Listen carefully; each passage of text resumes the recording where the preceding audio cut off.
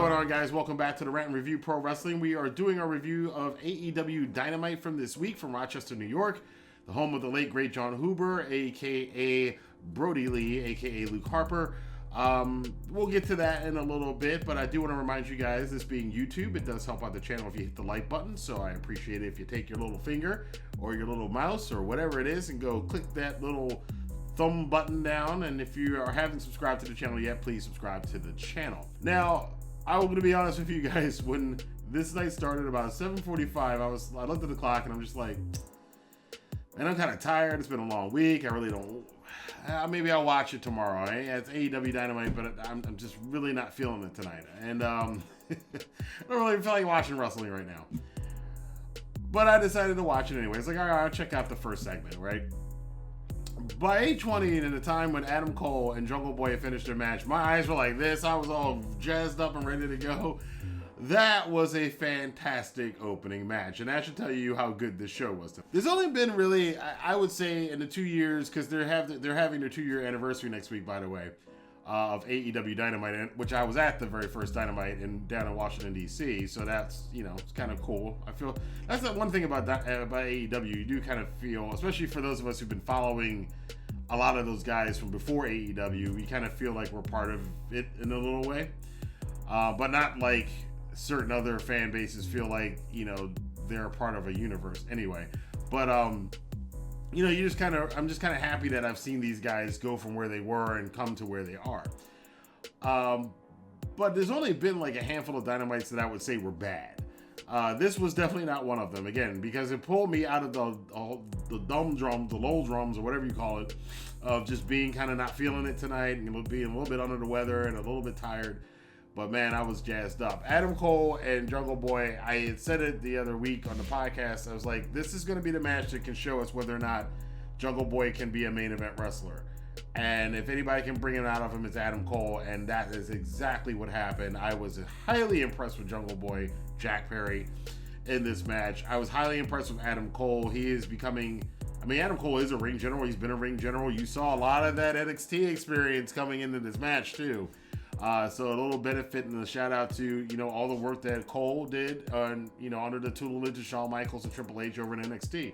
Cannot not give them credit for that. He's a different wrestler than he was in Ring of Honor.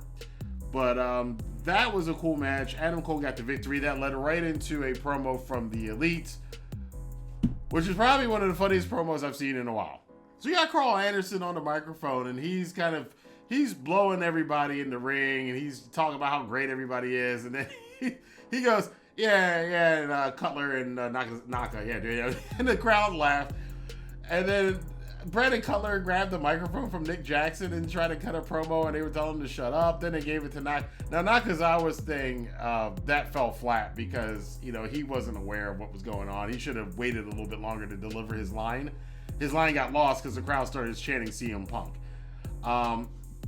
As a side note on that, I don't know if it's probably a good idea for them to keep putting CM Punk out there on commentary, because it's almost serving as a distraction, because there were a lot of CM Punk chants tonight when the crowd should have been paying attention to what was in the ring. But this is one thing I don't like about this crowd, is that since the CM Punk thing it's like they just get into like autopilot with it, like CM Punk, CM Punk, CM Punk, CM Punk, CM Punk. It gets a bit obnoxious after. Look, I love CM Punk more than anybody else.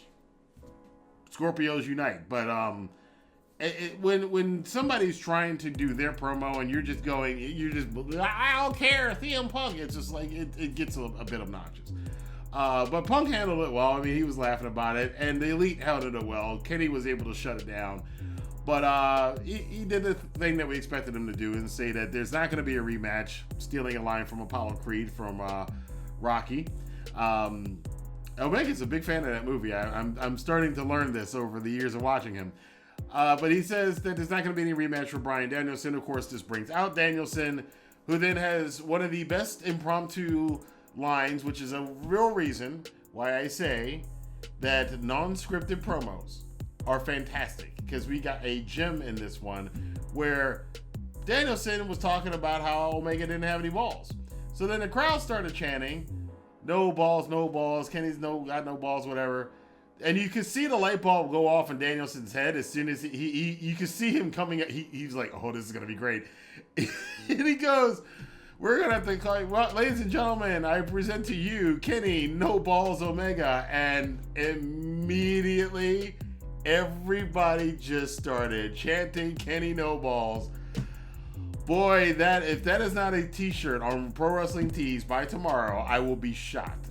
They just made $100,000 off of the t-shirt company, off of the Kenny No Balls t-shirt. Look for it on Pro Wrestling Tees as soon as possible, and if they don't make it, I will. That was a great promo. Then they brought out the Jurassic Express and Frankie Kazarian, and then they got into this. They tried to get into a brawl, but the Elite ran out and ran away. But the Kenny No Balls thing, that's not going away anytime soon. So yeah, that was, again, I said this is a great thing about non-scripted promos. You can ad-lib like that. When you can ad-lib, the smart promo guys, and Bryan Danielson, he was never really known as being like the top tier promo guy, but I've loved his promos in AEW. I loved his promos in WWE, even the scripted ones he did. But he never gets the credit for it. But that was pretty good on the feet thinking there by Bryan Danielson. So we're setting up, obviously, that there is going to be a rematch at some point in time. But Danielson's going to have to earn his way there because he's got no record in AEW, which is what I love about their ranking system, even though they don't use it as much as I think they should. But Danielson's got to get some wins. He will be taking on Nick Jackson this Friday on Rampage. There's a lot of cool stuff on the night. There's so much to go through with AEW shows, because the one thing I do love about them is that their promos, if you notice the difference between their promos and certain other places they'll have promos that just kind of linger, and there's a setup, and it's da-da-da. The promos in AEW, they come quick. They're like 30 seconds to a minute tops. It's like, get in, get your stuff over, and then we're on to the next thing. And I love that. FTR had a short, succinct promo. Pithy. I love it. And that's why they can get everybody on, and it doesn't feel like anybody gets lost for too long. Even guys that aren't on the show for a week or two, they'll come back in here and there. I want to talk about the Dark Order thing. The Dark Order is still playing at Angle. There was no Bray Wyatt debut, as some people had rumored, which I didn't know about that rumor, and it didn't happen. But the Dark Order played it, but John Hooper's wife came out to kind of encourage them to get themselves together in a 16-man tag team match, which is ridiculous anyway. But it was an amazing finish to this match. They were bouncing that poor, I don't even know the guy's name. They were bouncing that poor dude all over the place, and they beat the living crap out of him. It was a great finish, and a touching finish with the entire Dark Order and Orange Cassidy all doing the big friend hug on John Hooper's wife at the end of the match. That was pretty classy. I like that. The Men of the Year cut a promo with Dan Lambert, which was just a solo promo. This was a long, lingering promo, but it was a good one. There's a lot of work that they have to do with Scorpio Sky and Ethan Page. You wouldn't think so, but they're making sure that they don't get lost. Both of them guys are supremely talented, and it's going to take some time, but they would not only have an effect on the show on Dynamite, but after Dynamite, which we will talk about in a moment. We also got a TNT Championship match. That was in the main event. Miro taking on Sammy Guevara. I wasn't as confident as everybody else was that Sammy was going to win this championship, and he got trounced for most of this match. I got to give it up to Miro, too. Miro was taking some bumps like a boss for Sammy Guevara. The one he took when he flew over the top rope was just insane. At some point in the match, though, Miro decides he's Toriano and starts ripping off the turnbuckle pads all over the place. And I was like, as soon as he did that, I was like, he's losing this match. Fuego del Sol comes out, and I was like, he's definitely losing the match. Fuego tried to keep him from taking off the fourth turnbuckle. Fuego gets hit, but that only allows Sammy to knock Miro into the turnbuckle, hit him with a spinning DDT, hit his go to hell finisher on him, and on a 3 count, Sammy Guevara is your new TNT champion. It was a pretty cool way to finish the show. I enjoyed it a lot. Sammy Guevara now kind of on his own. I mean, the Inner Circle's still the Inner Circle. They're all kind of doing their own thing right now, but I think that was a pretty cool way to end the show with Sammy Guevara winning and the Inner Circle technically getting some gold, which they have been lacking for a while. We also got a pretty damn cool promo for a pretty cool announced match coming up from Rampage this Friday. Jade Cargill and Nyla Rose and Thunder Rosa are all going to be in a triple threat match on Friday. And the promos they cut, in that, again, quick, pithy promos. It was like about 30 seconds to a minute long. And they cut between the 3 women. And it was Yeah, that was a pretty nice promo. This is the most I've looked forward to an AEW women's match really since, well, the Ruby Soho match with Britt Baker I was looking forward to, but this is one of the ones I'm looking forward to the most. This is going to be a nasty, stiff match. Could be a little sloppy, because remember, Jade's still kind of green, and I'm not that big on Nyla Rose's work, but Thunder Rosa, if she's the ring general, she'll pull it together, and it'll be a great three-way match that's coming Friday. One of the more interesting things in the night, though, was Cody Rhodes, who teamed with Big Shotty, Lee Johnson, and they were up against My Sydal and Dante. And again, Dante is just crazy.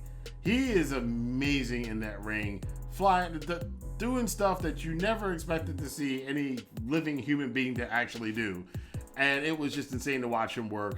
But from the very start of it, Arn Anderson outside the ring, and the announcers almost missed it. I think Tony Khan kind of told them over the announcers over the earpiece to mention this. But I picked up on it immediately, and I think a lot of other fans did, that Arn Anderson said that Lee Johnson should start the match, and Cody's like, yeah. And then Cody goes and starts the match, and Arn Anderson's like, what the hell are you doing? The match goes on. Cody's trying to big boy everybody because he's the biggest star in the match. The crowd is booing the hell out of him. But then Lee Johnson literally has to pull him into the corner, tags himself in. Lee Johnson winds up cleaning up house and getting the win. And yeah, the Nightmare family is a bit of a nightmare right now because after the match, Cody getting booed. There's an interview with Tony Schiavone. Cody's trying to flip it. Now they're playing. As soon as Cody wasn't listening to Arn Anderson, I knew that, okay, they are aware. They're not going to try to shy away from it. They're not going to Cena this thing. They're going to lean into it, but they're going to use it to their advantage, which is what they're doing. So Cody goes and tries to call out Malachi Black to turn away from the crowd's boos. The crowd cheer for that Malachi Black comes in for Malachi Black to come and kick Cody's ass again. Arn Anderson grabs the mic. Completely makes up for him falling off the ring apron last week. And Arn cuts one of those Arn Anderson promos. He stammered a little bit, but, you know, as he said, he's getting older. But an older Arn Anderson promo is better than 90% of the people in the business right now. Arn, boy, he murdered Cody on the mic. Arn Anderson comes out, he's like, Cody, look, you know, Malachi Black is an assassin. He's taking me out. He's taking out my son. He's taking out Lee Johnson. He just to get at you. And you, instead of finishing it last week, you know, you worried about me. The first match, he murdered you in the ring. And look, you took off your boot. We didn't talk about that. What is all the stuff that you're doing? And then I love Arn Anderson's story time. Arn Anderson, back in the day, for those of you who weren't around in the 80s, especially in the Crockett territory, when Arn would cut these promos, and then in the Monday Night War era, when he cut the promos in WCW, this is the kind of stuff. Arn Anderson has a great way of words. Him and Jake the Snake Roberts always had these great little mini stories to convey what was going on in the feud. And Arn's here was fantastic. He said, look, there's a difference between you and me, Cody. If I pull up to a red light and you pull up to a red light, you'll pull up, a guy will try to carjack you, and you'll be like, okay, and let them have the car. Guy comes to try to carjack me, I'm going to pull out the Glock and blow their brains out. And you heard Cody go, okay. I think that was a little bit far. I don't think Cody knew he was going to say that. Cody's like, okay. We don't want to talk about gun violence because, you know, Cody's a little woke. But that was murder. He's like, that's what would happen to you. I'm not hanging around losers. Lee Johnson, hey, you come with me. At least you listen. And they left Cody and Brandy. And Cody just looking like stunned. I said, like, dude, somebody pick Cody's balls up off the floor because Arn Anderson just emasculated him on live television. I mean, damn, Cody got owned. And that's the thing. It gave me flashbacks to the mid-90s where Brian Pillman and Chris Benoit had their feuds with Kevin Sullivan in the Dungeon of Doom and the Horsemen. And Arn Anderson was the one that kept going after the two of them and like, look, you need to shape up and knock off this BS. I got kind of a feeling from that here. It was the same kind of feeling from those promos back in the day. It was great. There's a fun six-man tag team match involving Sting and, well, not Sting, but Sting got more involved than Darby Allin did. I don't think Darby Allin was even tagged in the match, was he? But Darby was teaming up with Moxley and Kingston, who were just having a good time with Bear Country. And this other guy, I don't even know who this other guy was, but he had his moment. He made himself stand out. I got to go look up his name. I'm sorry, I'm not looking at it right now on the screen. But That was a fun little match that they threw in there. And Sting got his death drop. And they did a nice little tribute themselves to Brodie Lee. And there was a lot of that going on tonight. A lot of thank you Brodie chants and stuff. I really appreciated that. I thought that was pretty awesome. The last thing I want to talk about too is the MJF promo. Again, this is another spot where people started chanting for CM Punk, because I think a lot of people do want to see a CM Punk MJF feud, and I definitely think that's coming in the future, but it's not the time. MJF talked about being one of the 4 pillars of AEW, him, Jungleboy, then he kind of skipped over Darby Allin and Sammy Guevara, and like, all right, beat a couple of these pillars. Darby comes to the ring after MJF tried to play, ironically enough, with CM Punk sitting there, he tried to play I'm going to leave, and I've got Bruce Pritchard on speed dial, and other people want me, you're one, and he said Tony Khan was one of 2 Khans that he likes in the industry. He's the other one referring to Nick Khan, who is running WWE business side right now. So MJF playing a little bit of fourth wall politics there. I don't think MJF's going anywhere. He's like full-on AEW guy for life. Same thing with Darby Allin, who said he was AEW till death. I think those guys, they want to build something. You're dealing with a bunch of entrepreneurial people here. So I think that you're definitely going to get... They're going to stick around for a while. Now, that's not to say that at some point in the future, I could see MJF going to WWE. It would be a huge thing for them. And I could see Darby... I can't see Darby Allin going to WWE, though. I don't think he would want to go to WWE. I can't see him... They would not know what the hell to do with Darby Allin in WWE. MJF, though, on the other hand, MJF knows, and MJF surely knows this, that he could work very well in WWE. But Darby and MJF had this promo. Darby basically got in Max's face. It's like, look, you like to talky. You're always doing all this talking. And MJF's like, tried to go to low blow way. And I like what Darby did here. A severe low blow, which is what MJF does. He did it with Brian Pillman Jr. And he gave a low blow as to the reason why Darby Allin is straight edge, because his uncle, we all know the story, his uncle was drunk and they got in a car accident and his uncle died, and that's why Darby's a little bit obsessed with death. MJF did have a good line though. He's like, I kind of like, I kind of dig this whole like, gothic, school shooter gimmick. I was like, wow, MJF will just say any crap out of his mouth.